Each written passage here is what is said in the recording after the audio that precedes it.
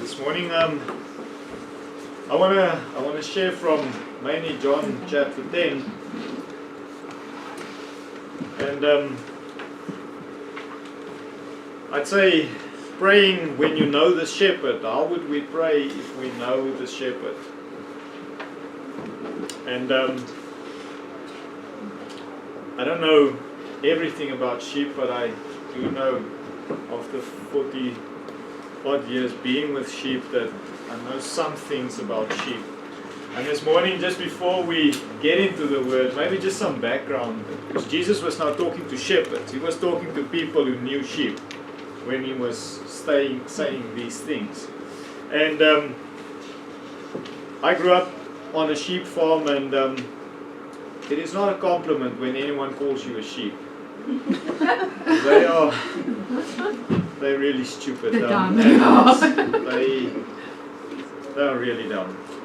And up to the point where, for instance, if we would like to put them in a dip, they don't like water like most animals, except Labradors, but then to get them to go into the water is a challenge. So what some of us would do is we'd put a mirror there just right on top of the water, so then they see the other sheep running as they come running, and then they all run into the water following that one. That's their level of intellect. And another thing about sheep, and I maybe explain to you the lost sheep and why Jesus had to go and look for that lost one, is they can't find their way home.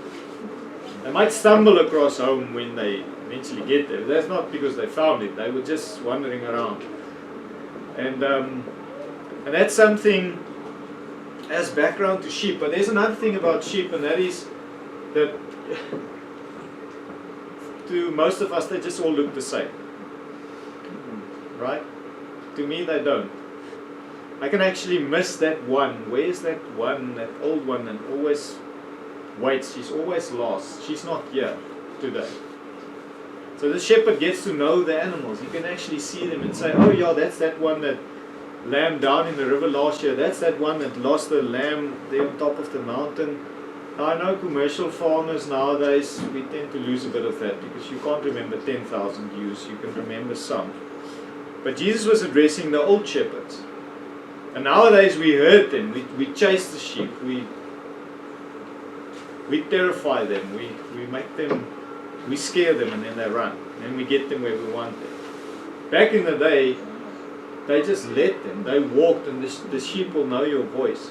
And to this day you see it. The guy that's in charge of, let's say, one herd, those sheep will be peaceful and quiet around him when he's there. They'll just stand around. But when I arrive there, they're scared of me. Who are you? What are you doing here? So sheep knows that they're hungry, and they know that they're in trouble. Because everything wants to eat them, everything wants to kill them. And so when you arrive there and you're new and they don't know you, they're scared, they get anxious. And then another thing, if you know sheep well enough, you will walk into a kraal and realize some of these does not belong to me. They look different. I think catch that one and this one and this and that one. I think these 5 belong to my neighbor. You can see the difference. They just look a little bit different. It's just a natural thing. We tend to like different kinds of sheep. And I'm not talking about obvious differences like the different breed of sheep. I'm talking within the one breed you can see. But those ones, they does not belong here. And Jesus is addressing some of these things when he's saying, I am the shepherd. I want to teach you about being the shepherd, and I want to teach you something about being my flock, and I want to teach you about some of the things that is true for the small stock farmer, but it's also true for you as my children, as my church. So let's just read a couple of verses in John 10.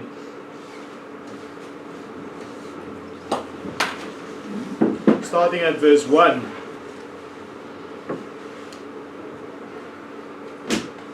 Most assuredly, I say to you, he who does not enter the sheepfold by the door, but climbs up some other way, the same is a thief and a robber.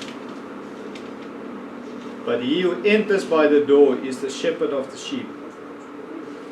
To him the doorkeeper opens, and the sheep hear his voice, and he calls his own sheep by name, and he leads them out. And when he brings out his own sheep, he goes before them, and the sheep follow him, for they know his voice. Yet they will by no means follow a stranger, but will flee from him, for they do not know the voice of strangers. Now Jesus used this illustration, but they did not understand the things which he spoke to them. And then Jesus said to them again, most assuredly I say to you, I am the door of the sheep. And then I want to add verse 11. I am the good shepherd. The good shepherd gives his life for the sheep. So Jesus starts off by saying, he who does not enter the sheepfold by the door, climbs over some other way. He's not the shepherd. He's not supposed to be there. And there is a difference inside and outside the sheepfold. Sheepfold is a kraal. So inside the sheepfold you are safe. There's walls around you. There's a measure of control as to what comes in and what goes out. And the world tells us as the church often, we as a community, this is what we believe, this is our rules, this is how we interpret scripture. Those are all just walls. Those are all protection where, listen, but God's word teaches us to do the following things. Those are boundaries, if you'd like. Those are guidelines or morals or values I live my life according to. That's the sheepfold Jesus is referring to. Listen, there's a sheepfold, there's a way we do things, my followers do things, and you cannot get in here just by going through the walls, skipping the hoops. Now the world lied to us to say, yeah, but you're so religious and you're so rigid in the way you see things. Come to us, we have freedom. No, you don't. You have salaries, and my salary determines in which you can't come here. Only the people that earn more than this can come into this Diners Club International or whatever. And then the world tells me, but you can become part of this bottom end of the food chain, but then you've got to buy my stuff. You can become part of our gang, but here's the rule. So there's always this set of rules. And Jesus is saying, but this is my sheepfold, and like the world, there's a wall around us. Moses gave you as the people of God a fence. Not to restrict you, but to actually be able to see, but there's a difference from God's people and the rest of the people. The laws Moses gave was to actually testify to the rest of the tribes and the nations that there's a God and this is the way His people are doing it. And there's a big difference in the way He is doing it. And like the example I used where I can walk into a kraal and see, but these sheep belong together. I think they're one owners and these ones are another. They come from another place. And the same way God said to Moses, my people must be set apart. They must look different. And Jesus brings us back to that thought. Yes, in this kraal it looks different. Why? Because we have a different shepherd. We have the true shepherd in here. And that is why there's a difference. And Jesus is saying, but guys, there's some that came through other ways. They climb over the walls. Those are the thieves and the robbers. The wolves that want to get through the fence, that want to get to the sheep. And Jesus is saying, I am the door. I'm the only way you can get into the sheepfold. You can look at us as a church and you think, they're such a lovely community. They're such nice people. They're such... But the only way to really be part of us, yes, you can come and sit here, I won't know. Eventually your fruit will show that you're not from this flock. But Jesus is saying, I am the way. If you receive me, then I lead you. And I bring you to my sheepfold. And I open the door and you come in and you go out. So first there's this difference inside and outside, but there's this very specific entry. Only one entry into the kingdom of God, and that is Jesus Christ.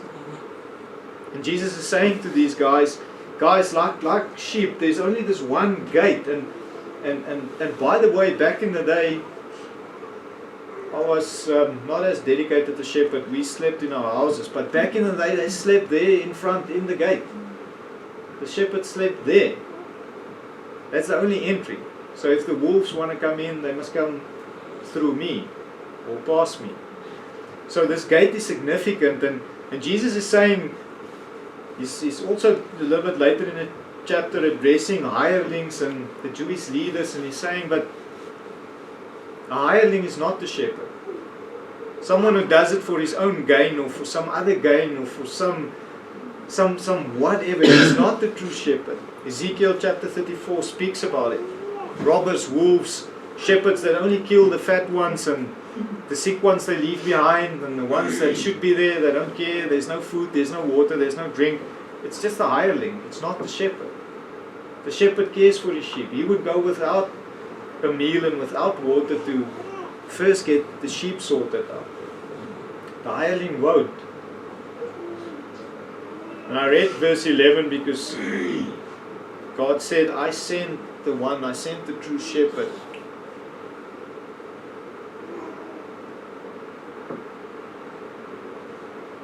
To come and shepherd my flock.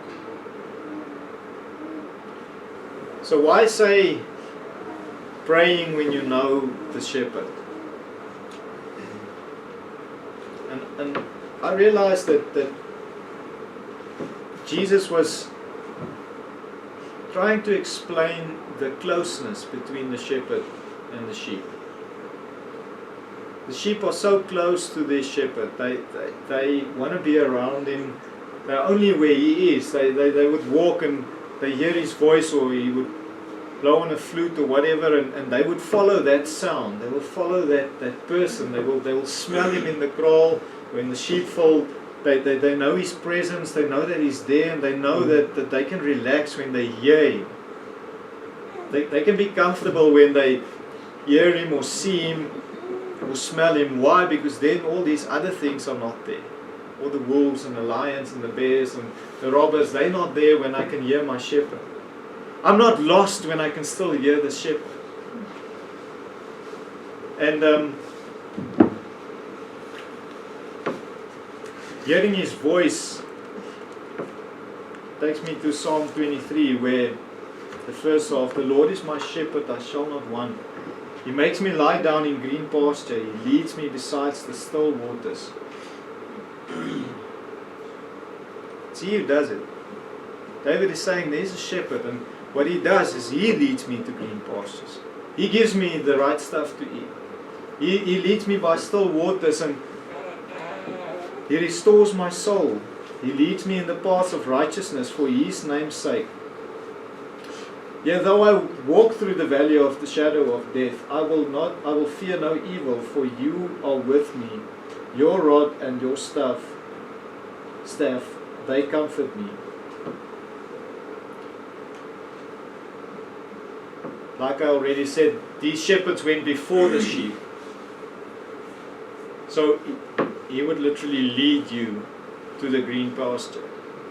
And often we think about green pastures like they have them in the UK or on I'd say on a land here next to the Orange River. It looks like that, green pasture.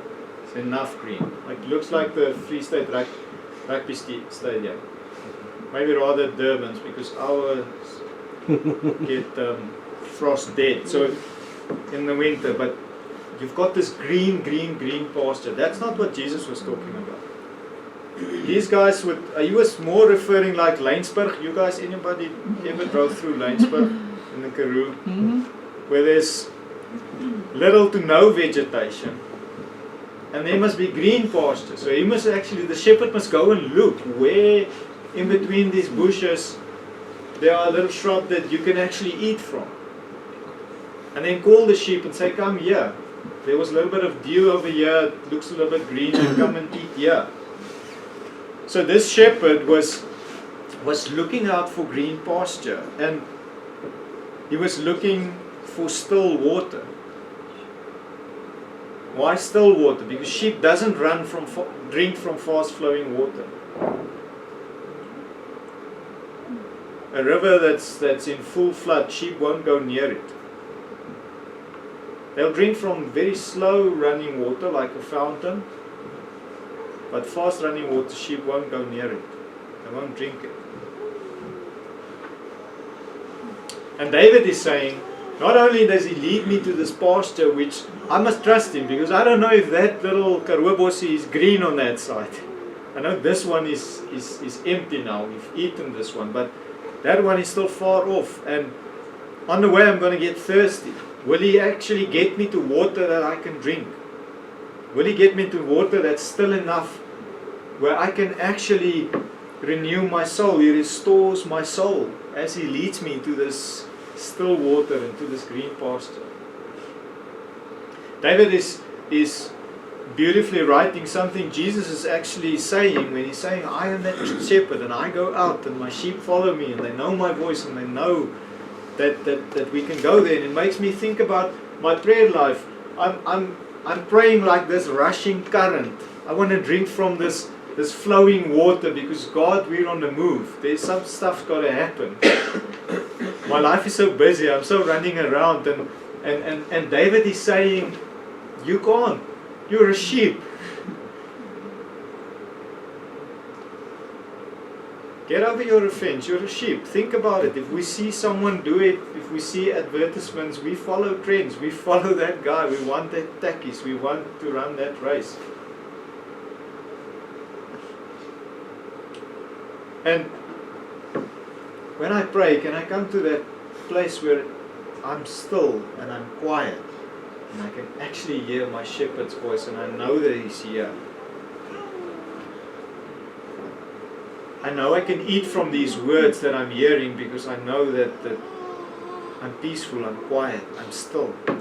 And that will restore my soul. Because those are the moments, and those are the paths that leads me to righteousness for His name's sake. And then he says, though I walk through the valley of the shadow of death. And yes, sometimes, especially when back in the day when we were still younger, when there was snow coming, or a snowstorm, or a rainstorm, or a hailstorm, or anything that can kill a lot of sheep, we would then go and collect them and take them to safer ground, or get them away from the rivers, because they will just stand there under the trees, and if the river comes down, it will just sweep them away. So we will have to go in there and get them out of there. And I do believe that sometimes in the valley of death, we actually stop and stand and wait. But David is saying that's not the place to wait. That's not the place. There's a restful place. There's a place of pasture. There's a place of quiet, still waters. This is not it. This is the valley of the shadow of death. Here we got to get out of here. We got to get to the other side. Now, sometimes, most of the time, all of the time, it's a struggle, because the sheep does not want to go into this valley in the first place. Now the wind is blowing, it's cold, it's wet. They don't want to go in there, but they have to. And at a certain point, the sheep see me going, see the shepherd going, and they follow. It doesn't say here that the shepherd wants them to stay there. The shepherd wants them to overnight there. It says, though I walk through the valley of the shadow of death, and sometimes I think we read this, that God led me into this valley. He didn't. Though I walk through this valley, because remember, I'm a sheep, so I get lost. There's this exceptional time where I chase the sheep through a difficult patch because there's safety on the other side.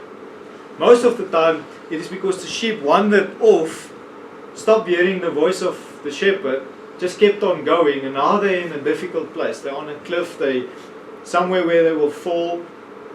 And like I said, if the one falls over the cliff, the next one will follow, the next one will follow, the next one will follow, because there they're going. I don't want to be alone, I'll go with you.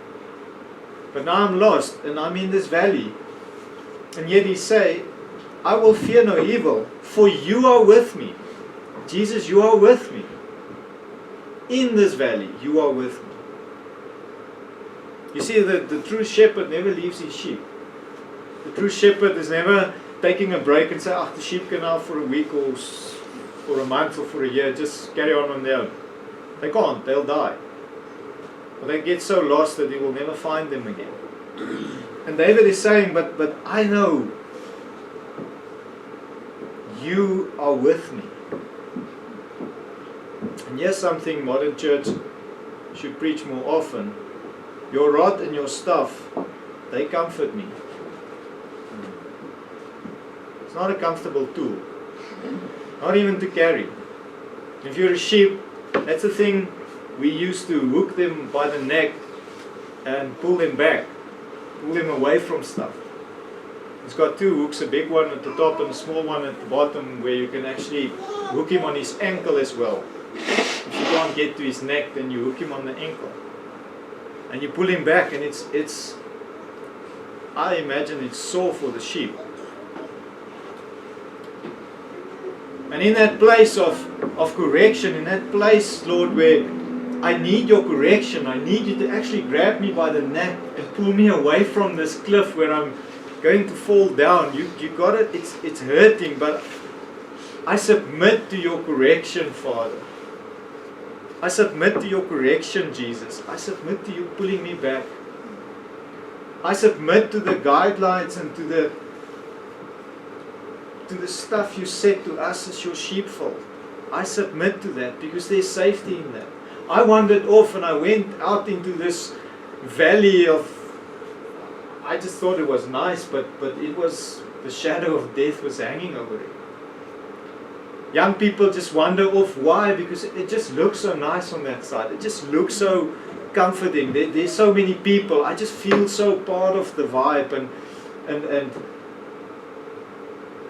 David is saying, when I get there's sometimes this correction that comes from the Lord. And even us as mature Christians, God sometimes brings that correction, which is not nice. And as we submit to this, I believe we see that there's comfort in it. So that's what David was getting to. Even in that there's comfort. Because I hear your voice again. The sheep that you put back with the flock, he actually knows that he's back. You can see it in his body language, and he's bleating to the other sheep and running around, and he's happy to be back. I don't know if they have feelings, but he's happy to be back. And likewise, I realized when there was times when I left the path and I was doing my own thing because I'm young and I've got this figured out. It's comforting when the Lord brings me back and says, here I am. Welcome home. And like the lost son, Jesus is always, the Father is always willing to welcome me back. The lost son, however, different from a sheep. Lost son knows his way home. The human knows where he's supposed to be. Sheep doesn't. You know he's back now, but he's not sure where he was. But us humans, it was the parable of the coin and then the sheep and then the lost son. The lost son knew. The other brother never went looking. The shepherd always goes to look for the lost sheep. And how often do we find ourselves praying, reading the Bible, living in a way, but if I'm very honest to myself, I haven't heard the shepherd's voice for a while now. Some of the things I'm busy with and some of the things that I'm going through, it feels like I'm going through it on my own. Lord, where are you? And that's the good question to ask. Lord, where are you? I haven't heard your voice. What have I been up to? Because if I hear my shepherd's voice, I know that the pasture is fine. This time of the year, maybe in a month's time, in the Karoo, there's some of these poisonous plants. They get green first. The shepherd won't lead me there. The shepherd won't lead me to stuff that will make me sick and even kill me. The shepherd will lead me to the safe pasture. But now I didn't hear his voice, so I end up eating stuff that actually consumes me. And how true is it in this day and age we are living in, that just come, and this is just good. This is just good stuff. You can sift out the what's that famous saying? Eat the flesh and spit out the bones. Shepherd doesn't feed bones to his sheep. The shepherd goes before the sheep and he knows that this valley is trouble. I'm not going to lead them in here. Those poisonous plants, there's places on the farm where I grew up. You know, in August, and especially in August, September, October, you don't put sheep in those camps because they will eat those little plants. And some of them even die of it. So the sheep doesn't know it. I know it. That's why I don't lead them into those camps. And often we argue with God about this place we are in and why did you lead us here? Because I know what's good for you. As long as you hear my voice, this is where you must be. You are in my sheepfold and I'm taking my sheepfold. I'm actually leading them till they one day come back to me, to my Father. I'm leading you home. There's another thing that we see Jesus did. In Revelation 5 verse 6, John writes and he says, "And I saw in the midst of the throne and of the four living creatures, and in the midst of the elders, a lamb standing, as though it had been slain." The true shepherd, the Son of God, God Himself, became one of us, became one of the sheep in the sheepfold. To actually say on that day 2,000 years ago, kill me and let them live. He became one of us, up to the point that in heaven we see this picture of a lamb that was slain. And Jesus not only was the shepherd, which He said to the disciples in John 10, which comforted David in Psalm 23, He's also the sacrificial lamb in Revelation chapter 5 verse 6. The one who paid the price to be able to open the seals, to be able to open the book, to be able to invite us into God's kingdom. We don't only follow a shepherd like my sheep follows me. I've never been a sheep. I don't know what it's like to be a sheep. I can make some deductions. Jesus, the true shepherd, became one of us to die for us. There's no God you will find in this universe who ever did that. No God walked away from being God to went to His followers, His worshippers, and say, I will be the sacrifice for you. There's no religion that has a God like our God. There's no religion that has a Jesus like Jesus Christ, who said, I want to be about my Father's business. And I will pay the price. He became one of us to save us. Now He asks of us, know my voice. Know my voice. If you know my voice, you will know where I am, you will know where to go, you will know my voice. Closeness to the shepherd is key. It's key to my life, it's key to my prayer life. As I know His voice, I know what to pray. As I know where He's busy, I know what to pray into. As I know His sheepfold, I know what to expect of us as a church. What to say, guys, we should rather not allow that error in. to this sheepfold, because I don't hear the shepherd's voice in that. I get that anxious feeling when I hear those kinds of teachings. Prosperity gospel is one example. When I hear that, I get anxious. Why? Because that's not my shepherd's voice. And that is how we as a flock get our protection from Jesus. As we hear these things and we're like, something's not right there. It might be a wolf in sheep clothing. It might be a robber who climbed over the wall. Closeness to my shepherd is key. We as a group start looking like our shepherd because we hear his voice, and he calls them, and then later in John he says, I have sheep that's not from this fold. Israel, you are the apple of my eye, but my Father has people that are not from this flock, and this is us. I want to invite them in too. I'm going to bring them here too, and they'll become one. You'll be one flock, to the glory of my Father. Isaiah 30 verse 21, in this walk of closeness to my shepherd, your ears will hear a voice behind you saying, this is the way, walk in it. Whenever you turn to the right hand or whenever you turn to the left.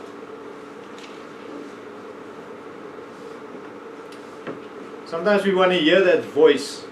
God, should I go left? Should I go right? I can only hear it from that place of closeness. Being close to the shepherd. Knowing his voice. And as I know his voice, here's the promise. Your ears will hear a voice behind you saying, this is the way, walk in it. The sheep that sticks close to the shepherd, there's some of those, I know it's now, but it will illustrate this beautifully, where maybe one of the mothers deserted the little lamb and we would take him into our house and raise him. And now that sheep is a grown-up sheep in the herd back with the rest. Whenever they see me, they will still come to me and be with me and stay with me. And that sheep knows me so well that when they see me, they just come running to me. That's the closeness to the shepherd. That's the way. When these sheep see people and they see their shepherd, they go to their shepherd. And to this day, I think that the Jewish shepherds has got a very similar way of doing it out there in the desert.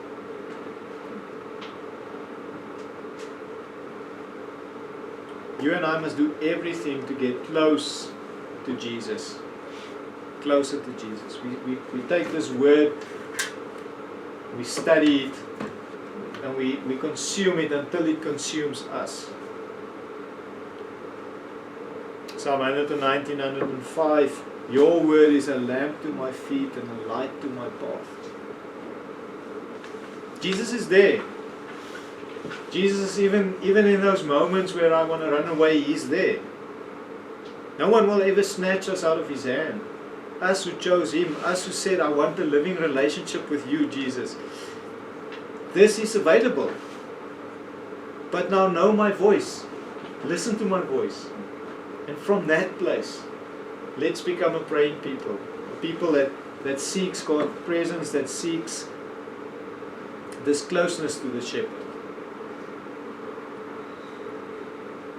And I will promise you, and I really believe that we will get to those places of green pasture, those places of just reviving, of just getting refreshed, getting renewed, drinking from him the living well.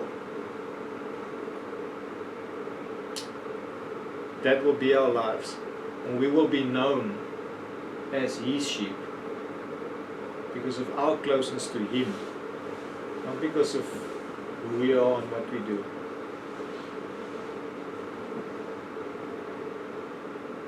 So may we leave here this morning, and may we really ask the Lord, ask Jesus, our true shepherd, I want to hear your voice. I haven't heard it in a while. I want to hear it. I hear it, but I want to hear it even more clearly. I want to hear that voice saying, don't go left, don't go left, go right here.